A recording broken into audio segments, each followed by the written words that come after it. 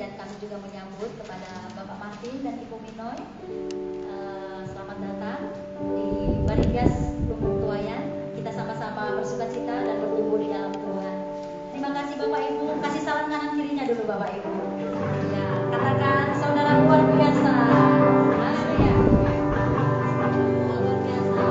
Puji Tuhan.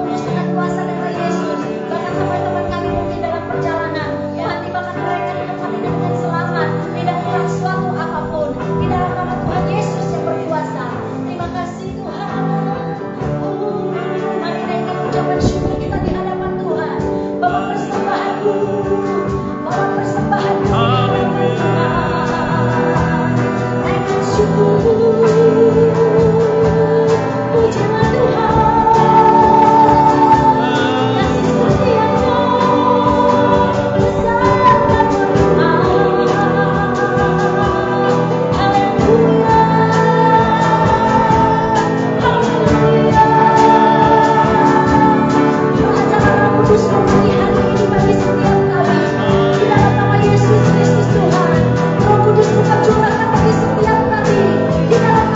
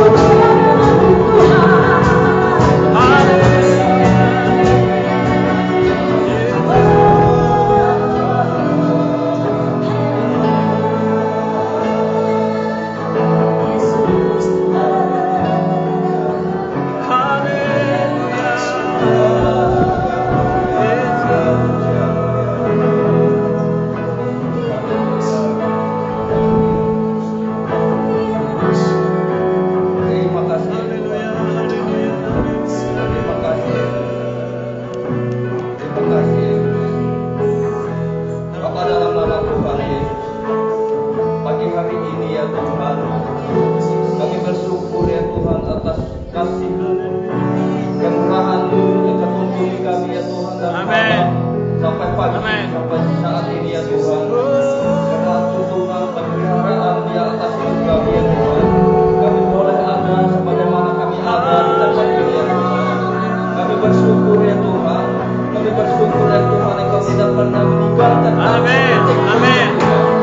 Oh Tuhan, terima kasih Yesus, terima kasih. Terima kasih Tuhan, terima kasih. Haleluya. Haleluya, haleluya, haleluya.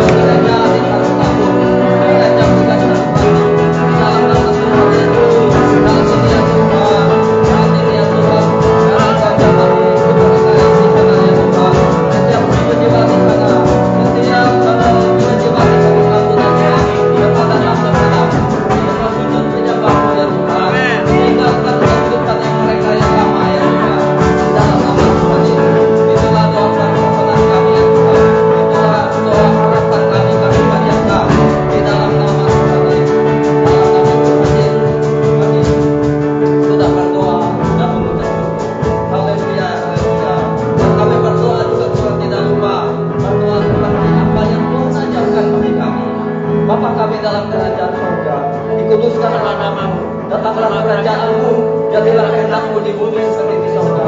Berilah pada kami hari ini makanan kami yang secukupnya, dan ampunilah akan kesalahan kami, seperti kami juga mengampuni orang yang salah kepada kami. Dan jangan membawa kami dalam pencobaan, tetapi lepaskan kami daripada jahat. Karena Engkau yang punya kerajaan dan kuasa dan kemuliaan sampai selama-lamanya. Amin.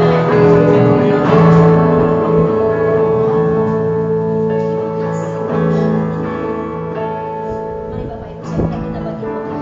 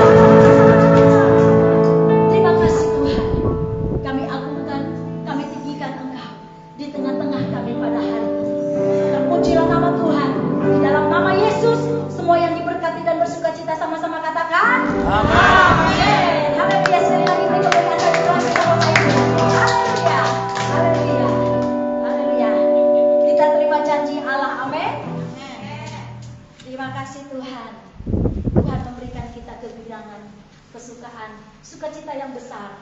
Haleluya. Terima janji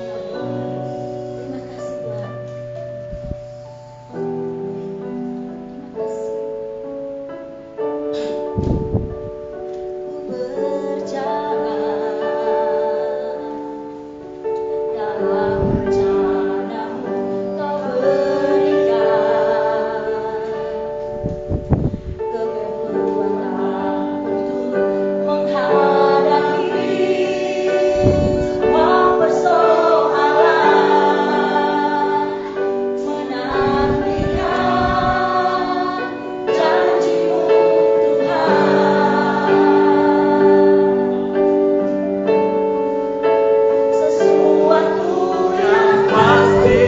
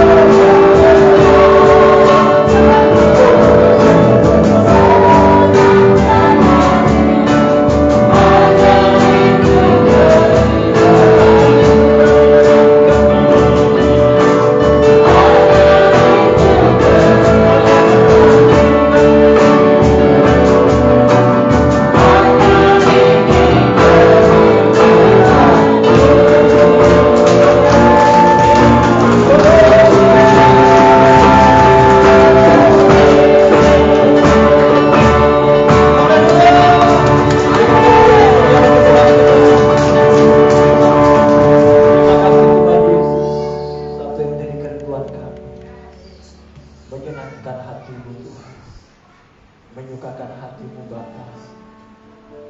Roh Kudus, ini waktu-Mu Tuhan.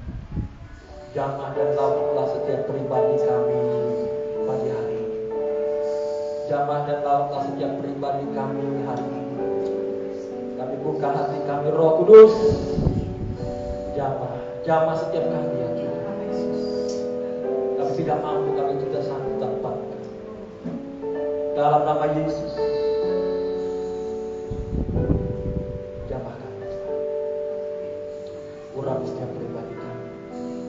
Berbicaralah, berkata-katalah Roh Kudus dengan kebenaran-Mu, sebab kami tahu hanya firman-Mu, hanya kebenaran-Mu yang memerdekakan kami, yang memerdekakan kami, yang melepaskan kami, sehingga kami menjadi pribadi yang lebih daripada benar.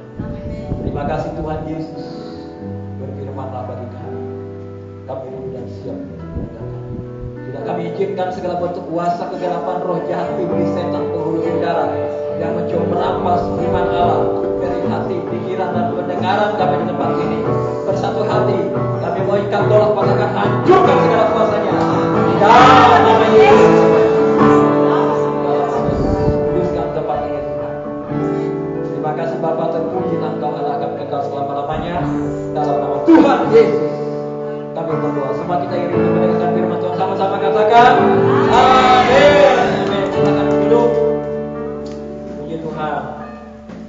Haleluya. Silakan duduk Bapak Ibu. Tuhan Yesus memberkati kita semua. Puji Tuhan. Haleluya. Selamat datang ya Pak Martin, boleh bersama dengan kita hari ini. Biar semua kita boleh berkumpul di tempat ini. Amin. Puji Tuhan Bapak Ibu Saudara, ini adalah minggu keempat kita ibadah dalam muslim ini. Dan kita terus maju di dalam Tuhan. Saya percaya bahwa Tuhan akan pakai kita untuk menjangkau jiwa-jiwa, untuk melayani jiwa-jiwa, untuk menuai jiwa-jiwa yang ada di Kalimantan Tengah ini, yang ada di Kota Palangkaraya ini. Sebab itu persiapkan hati kita, persiapkan diri kita untuk kita ambil bagian bergerak dalam penuaian ini. Nah, Bapak Ibu, saya itu mengajak kita merenungkan satu firman Tuhan yang saya bawa bagi kita, yang saya ambil dari Yakobus pasal 1 ayat 19 sampai dengan 22.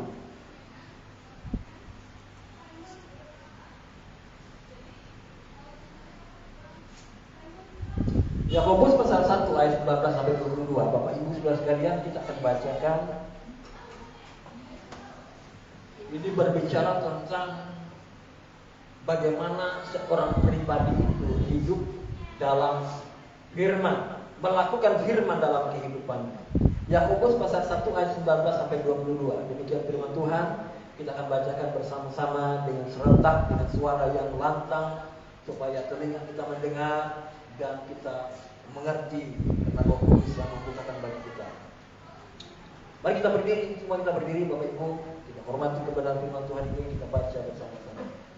Yakobus 1 ayat 19 sampai dengan 22. Demikian firman Tuhan. 3, 2, 1. Hai saudara-saudara yang kukasihi, ingatlah hal ini.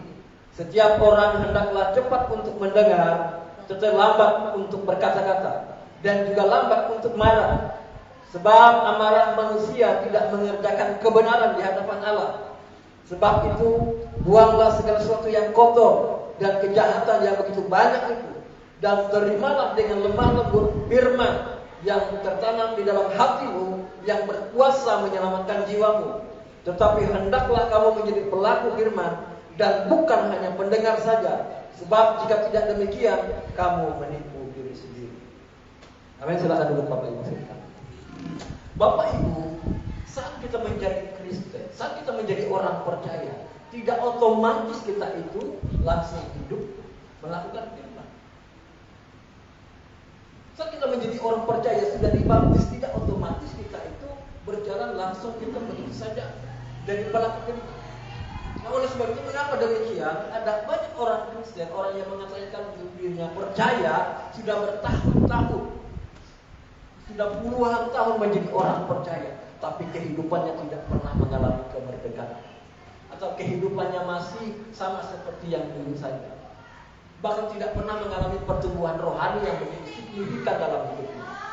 Sudah bertahun-tahun bergereja, disuruh berdoa pun bingung, nggak tahu berdoa. Disuruh ambil bagian melayani, bingung. Nabi dia melayani, bagaimana melayani? Jadi kehidupannya tidak pernah mengalami suatu terobosan, kehidupannya tidak pernah mengalami sesuatu yang dahsyat dalam hidupnya.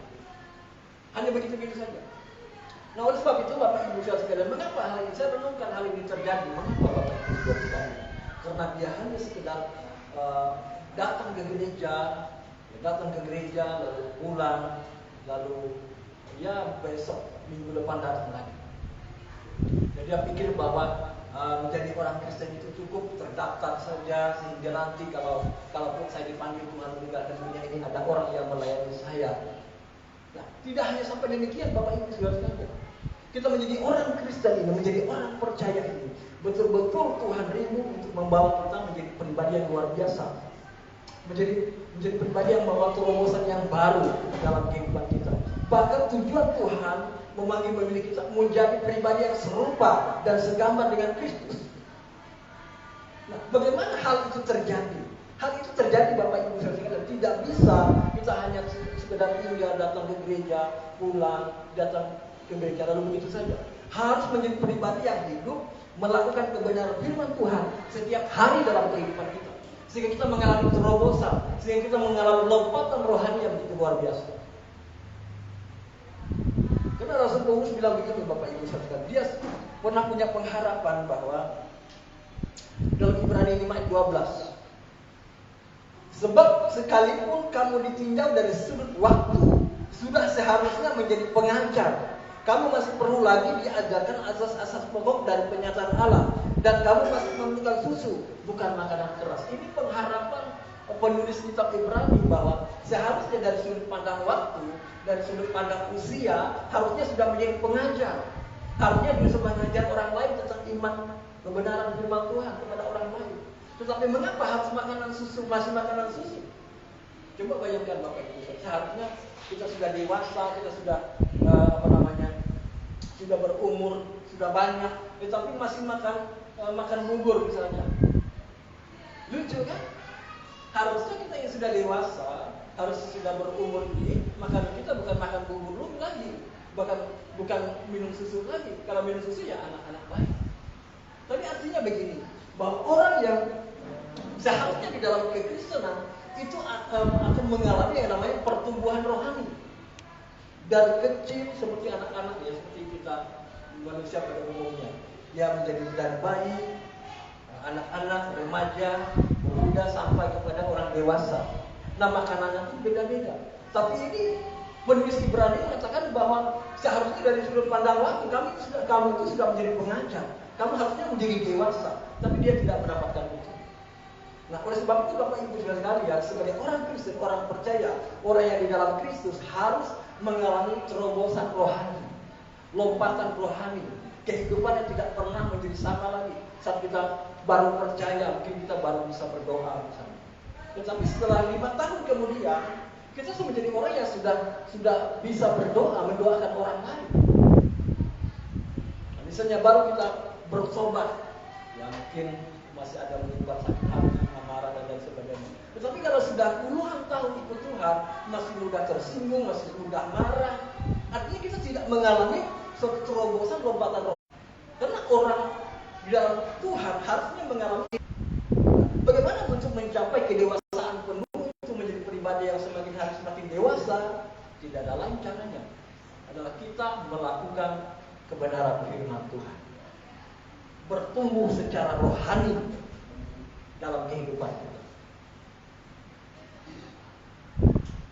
Jadi kalau kita menjadi orang Kristen sudah puluhan tahun, tetapi yang belum sudah kedukun misalnya, 5 tahun sudah jadi Kristen masih kedukun, 10 tahun jadi orang Kristen masih kedukun juga, artinya kita tidak mengalami suatu terobosan rohani yang luar biasa. Kita tidak mengalami Tuhan yang sungguh-sungguh, hanya KTP saja, hanya nama saja Kristen. Nah inilah yang harus kita renungkan dalam kehidupan kita. Sudahkah saya tadi mengalami suatu terobosan rohani yang luar biasa? Saya sudah sekian tahun menjadi orang Kristen. Sudahkah saya mengalami perubahan hidup yang luar biasa dalam hidup saya? Sudahkah saya itu tidak lagi sama seperti yang dulu? Sudahkah kehidupan saya tidak sama lagi melakukan hal yang dulu? Kalau dulu Bapak Ibu sekalian, sebelum bertobat, saya masih suka minum-minuman keras di pinggir jalan sambil nyanyi-nyanyi. 2000 ke bawah, 2000 dari 1990 sampai ke 2000. Nah, setelah saya menjadi orang percaya, setelah saya menjadi orang Kristen, saya datang kepada Tuhan dan melayani Tuhan. Nah, saya harus tinggalkan perbuatan saya yang lama itu. Tidak lagi hidup dalam perbuatan saya yang lama. Saya harus berubah, hidup saya diubahkan dan tidak lagi melakukan perkara-perkara yang sudah saya lakukan sejak lama. Saya tinggalkan. Mulai hidup saya diubahkan, mulai hidup saya berubah. Kenapa? Karena kebenaran firman Tuhan yang kita baca, yang kita lakukan setiap hari itu akan merubah hidup kita, merubah karakter kita, sehingga kita tidak pernah menjadi sama lagi. Kita mengalami lompatan, kita mengalami kedewasaan. Semakin hari semakin dewasa di dalam Tuhan. Itulah kekristenan, Bapak Ibu. Jadi ada suatu terobosan, ada suatu peningkatan rohani. Tidak lagi seperti anak-anak sudah bertahun-tahun, bayangkan sudah tua, tapi masih giginya sudah tumbuh banyak, tapi masih makan bubur misalnya, kan begitu, kan lucu. Artinya masih makanan yang lembut.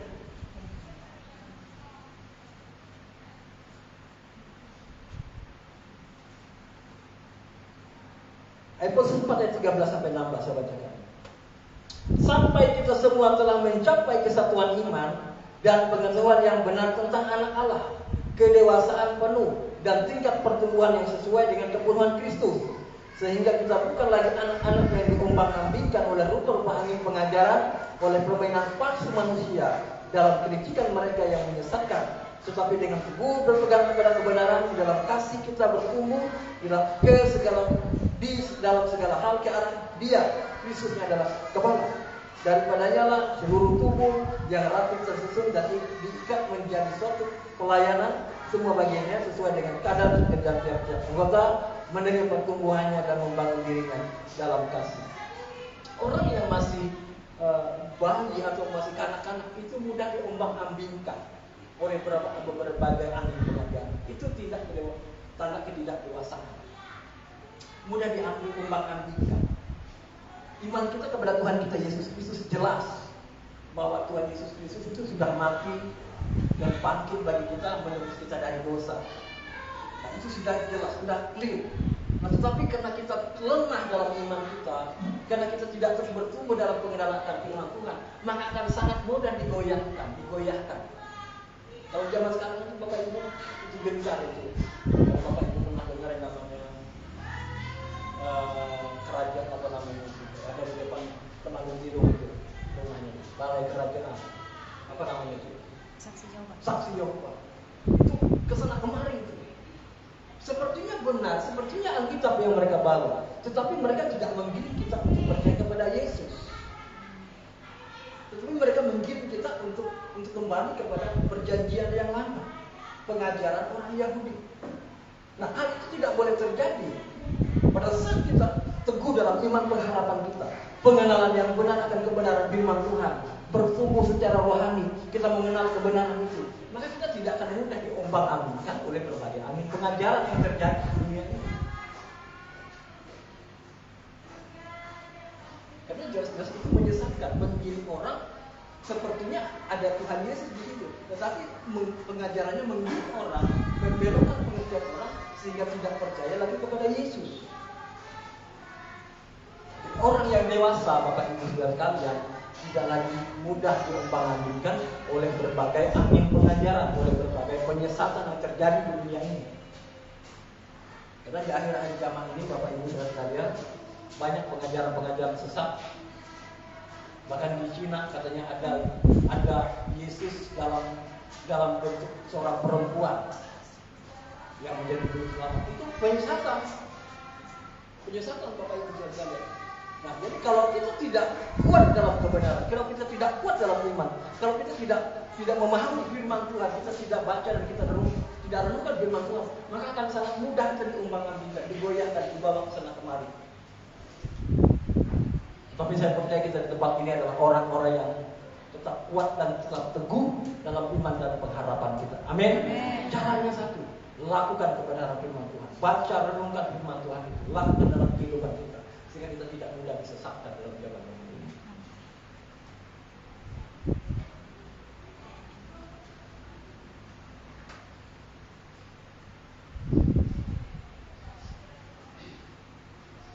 Satu Korintus 3 ayat 1 sampai 3 saya bacakan.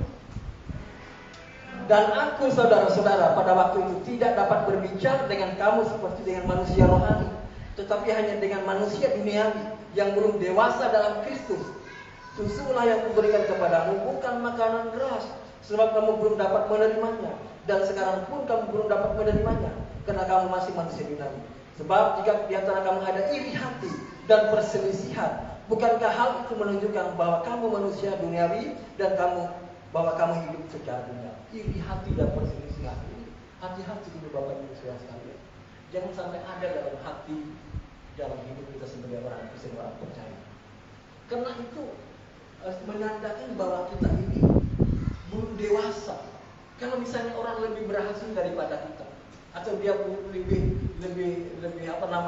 diberkati lah daripada kita, nggak mesti harus kita iri hati sama dia. Kalau kita iri hati, artinya kita tidak dewasa. Loh, dia diberkati karena dia berusaha dengan baik. Dia diberkati, dia banyak uangnya karena dia bekerja dengan tekun. Nah, tetapi orang-orang yang tidak dewasa, dia akan, dia militik dengan malah di rumah berayu. Gak bisa kok. Tidak boleh ada iri hati, kedengkian satu dengan yang lain. Karena kalau ada iri hati dan perselisihan dalam hidup kita, itu menandakan bahwa kita itu belum dewasa di dalam Tuhan. Kalau orang dewasa, kalau orang lain diberkati, kita turut sukacita dan senang. Amin. Amin. Itu orang dewasa. Kalau orang berhasil, kita pun bersyukur. Jadi kita tidak menyimpan kalau lihat orang berhasil luar menjadi diri. Itu menandakan ketidakdewasaan. Tapi orang yang dewasa, waktu Tuhan dia diberkati lah namanya. Jadi tidak ada sesuatu yang menyimpan iri hati, perselisihan satu dengan yang lain. Sebab itu dewasalah kita di dalam Tuhan. Amin. Amin. Tidak ada cara lain selain daripada kehidupan kita yang melakukan kebenaran firman Tuhan.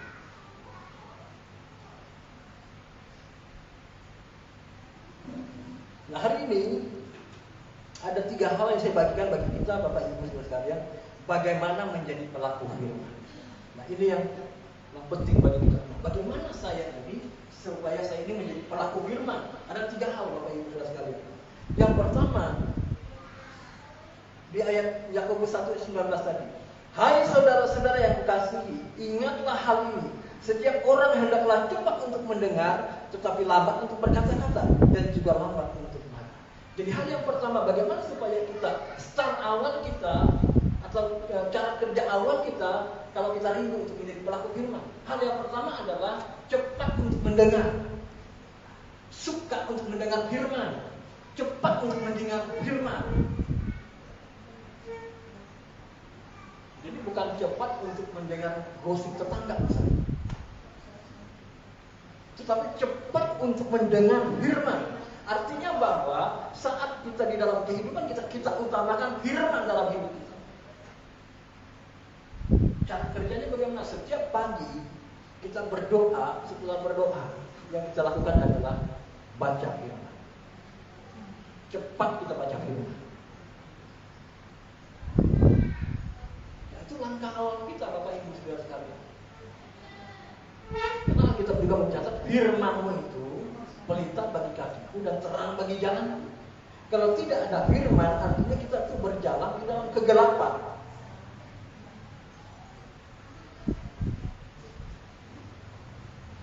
Setiap orang hendaklah cepat untuk mendengar. Cepat untuk mendengar. Jadi kalian pasang telinga kita cepat atau bergairah atau bersemangat atau rindu untuk mendengarkan firman. Itu langkah awal kita. Nah, kalau kita sendiri tidak suka untuk mendengar firman, tidak cepat untuk mendengar firman, nah bagaimana kita menjadi pelaku firman? Bagaimana kita bisa melakukan sesuatu yang kita tidak tahu? Makanya harus cepat. Bapak Ibu, saya renungkan begini bahwa firman yang kita dengar itu akan menguasai hati kita, menguasai perenungan kita. Dan akhirnya perenungan kita, kebenaran yang sudah kita terima dalam hidup kita, dalam hati kita itu akan mempengaruhi bagaimana kita berkata-kata, bagaimana kita bertindak, bagaimana kita melangkah, bagaimana kita berpikir. Itu akan mempengaruhi semuanya. Nah, apabila kita tidak memiliki firman dalam hidup kita, maka kita akan melangkah dengan kekuatan kita sendiri, dengan kemampuan kita sendiri, dengan pengalaman-pengalaman yang lalu, dan belum tentu kebenaran. Nah, oleh sebab itu, langkah awal kita untuk menjadi pribadi yang melakukan firman adalah cepat untuk mendengar.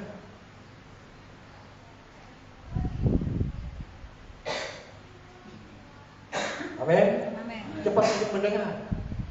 Matius 5 ayat 6 bilang begini, berbahagialah orang yang lapar dan haus akan kebenaran, karena mereka akan dipuaskan. Ini adalah khotbah Tuhan Yesus Kristus pada saat Dia khotbah di atas bukit kepada murid-murid.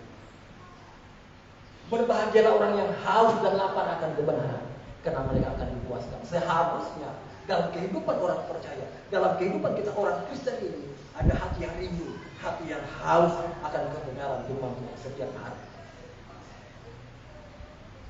Seperti orang kita setiap hari untuk makan, untuk minum, demikian juga tubuh rohani kita butuh firman setiap hari.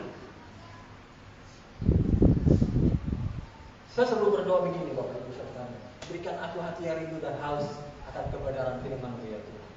Minta itu dari Tuhan.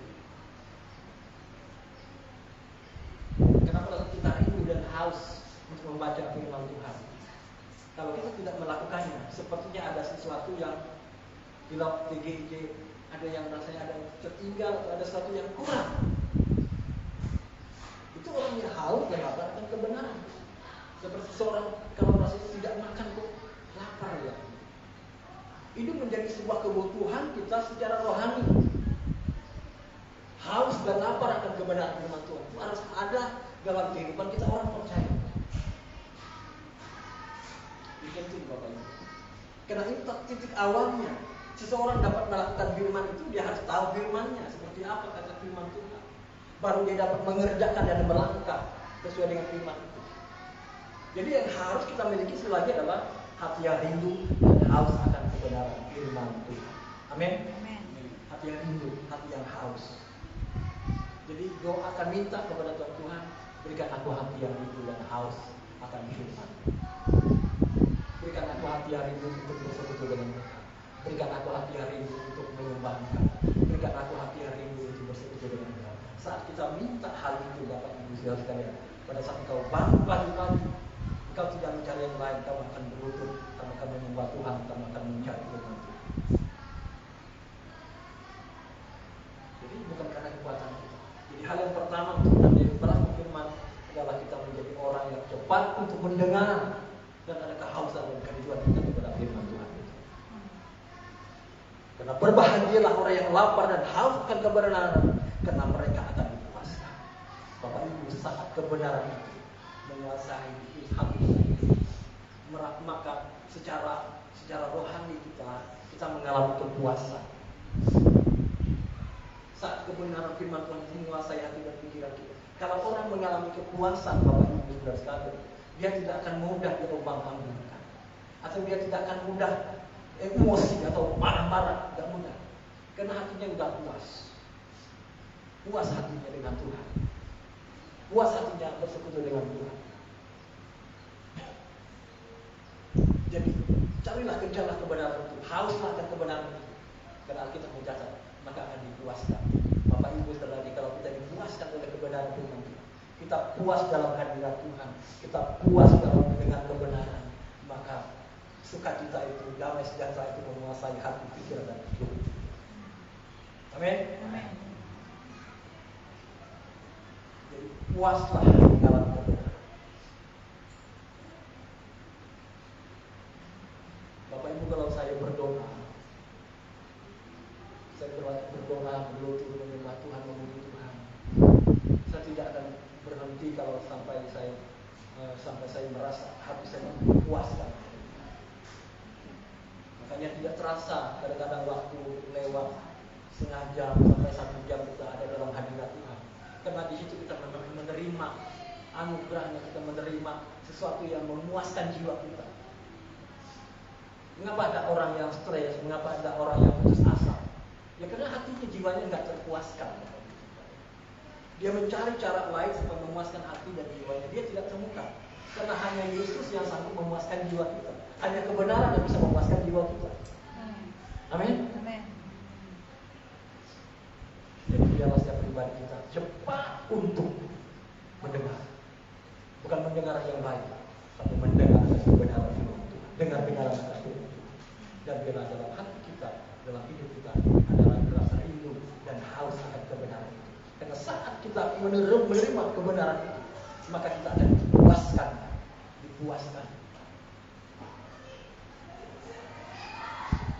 Seperti kita misalnya setelah makan, puas setelah makan. Ya udah. Orang kalau udah kenyang, Bapak Ibu sekalian, mungkin ada orang petetah-petetih nantang kita, ini sini kelahi ya. Kalau kita udah kenyang, ngapain kita udah kenyang?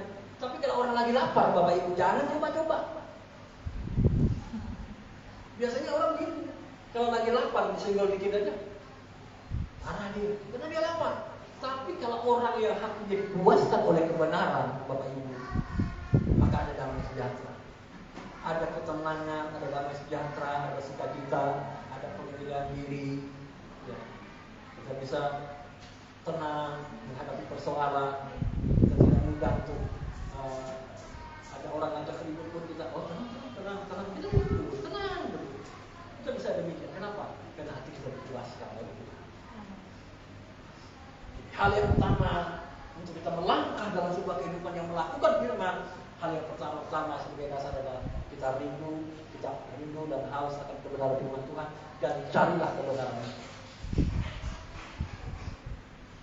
Itu hal yang pertama. Yang kedua, Bapak Ibu saudara sekalian, hal yang kedua adalah terima firman dengan lemah lembut. Yakobus 1 ayat 21. Sebab itu buanglah segala sesuatu yang kotor dan kejahatan yang begitu banyak itu, dan terimalah dengan lemah lembut firman yang tertanam di dalam hatimu, yang berkuasa menyelamatkan jiwamu. Nah, Bapak Ibu, saat kita menerima firman itu, sekali lagi bahwa dia akan berkuasa menyelamatkan jiwa kita. Kita tidak gampang tersesat, kita tidak gampang terbawa arus dunia. Karena ada kebenaran firman. Kita terima firman Tuhan itu dengan lemah lembut. Yang kita dengar firman Tuhan, harusnya firman Tuhan ini cocoknya untuk istri saya, misalnya, atau harusnya firman Tuhan ini cocok kepada suami saya ini, atau kepada tetangga saya. Bukan. Kebenaran firman itu kita buka hati kita terima untuk diri kita masing-masing. Bukan kita tunjuk, harusnya untuk bapak itu yang ini firman Tuhan itu. Akhirnya dia sendiri tidak menerima kebenaran itu, dia sendiri tidak mendapatkan kebenaran itu dalam hidupnya. Kenapa? Karena dia menolak, dia mengeraskan hati, dia menunjuk orang harus sesuai firman. Tapi seharusnya yang dituntut itu bukan orang lain, tapi diri kita. Makanya perlu kita membuka hati hidup kita dengan lemah lembut menerima kebenaran itu. Firman Tuhan berkata, oh iya Tuhan, benar ya. Tuhan, aku mau diubahkan sesuai dengan kebenaran Tuhan. Jadi jangan mendengar firman Tuhan lalu nggak mau saya untuk orang lain aja, firman Tuhan yang ini, bukan. Kita terima kebenaran firman Tuhan dengan lemah lembut. Amin. Kita terima itu dalam hati kita. Yes Tuhan. Meskipun kebenaran itu sepertinya mengampelak kita atau menyatakan kesalahan kita, kita terima kebenaran itu dengan lemah lembut. Kalau kita tidak menolak, kita tidak mendapat berkat dari kebenaran. Tapi kalau kita terima kebenaran itu dengan lemah lembut, maka itu akan menyelamatkan jiwa kita. Menyelamatkan.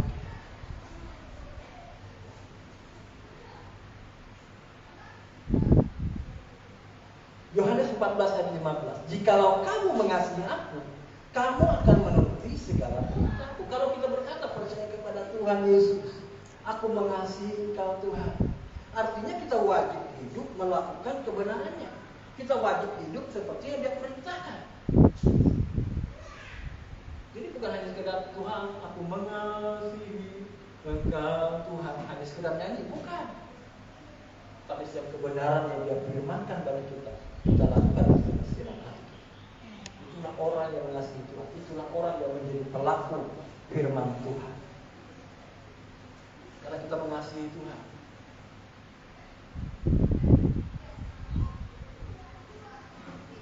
Hal yang kedua adalah